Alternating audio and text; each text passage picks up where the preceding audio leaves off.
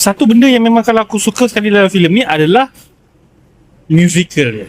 Music dia. Sebab first aku ceritakan sikit lah dia punya jadi cerita dia pasal apa. Dia basically filem ni dia tak macam typical filem pun. Sebab dia berkisahkan tentang watak layar seorang director yang dilakonkan oleh Nicholas Saputra, dan layar membawa kita berlayar daripada zaman 1880-an dulu-dulu, daripada zaman buyut-buyut dia dulu, nenek moyang dia. Lepas tu membawa kepada tahun 1920-an, bawa ke tahun 1940-an, sampai ke 1980-an, dan sampai ke zaman kini. So setiap zaman tu yang melakonkan watak nenek-nenek moyang dia adalah layar sendiri. Dia bawa watak nenek moyang dia dulu nama Nicholas. Lepas tu watak dia punya atuk nama Pebble. Lepas tu watak bapak dia nama Saputra. Lepas tu dia nama layar. Padahal pelakon dia nama Nicholas Saputra. So macam tu lah. Semua ni bukan di atas pentas, tapi cara filem tu dipaparkan adalah ibadat sebuah pementasan teater. Jadi kenapa aku katakan ini bukan filem yang seperti filem-filem biasa? Sebab dia tak ada Act 1, Act 2, Act 3 yang tunjukkan konflik, macam mana dia buat filem, macam mana filem tu ada struggle dia, macam mana lepas tu ada something yang conclude the filem. Tak ada.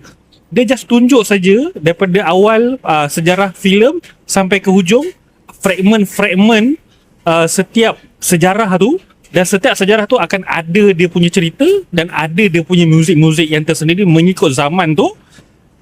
Itulah yang aku lebih berkenan berbanding dengan cerita dia. So bila layar membawa kita berlayar dalam sejarah-sejarah tu, aku rasa immerse gila. Aku rasa macam terserap masuk dengan muzik Nusantara yang dia sampaikan. Sebab muzik dia bukanlah memfokus kepada muzik Indonesia saja. Dia Nusantara, Indonesia, Tanah Melayu, Malaya, Singapura, semuanya serumpun, semuanya tetangga. So filem ni bukan filem untuk Indonesia semata-mata, tapi filem untuk Nusantara, filem untuk kita semua serumpun. Filem ni bagi aku dia boleh menyatukan Nusantara tu sendiri. And bukan setakat menyatukan daripada segi muzik saja, tapi juga boleh memberikan satu awareness kepada pencinta-pencinta filem.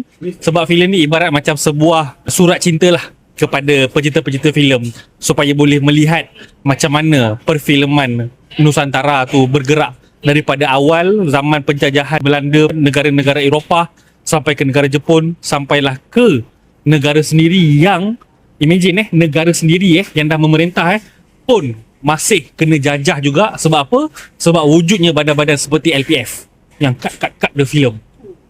So dalam filem ni ada satu pepatah yang begitu, apakah maknanya sebuah kemerdekaan kalau semua benda pun cut.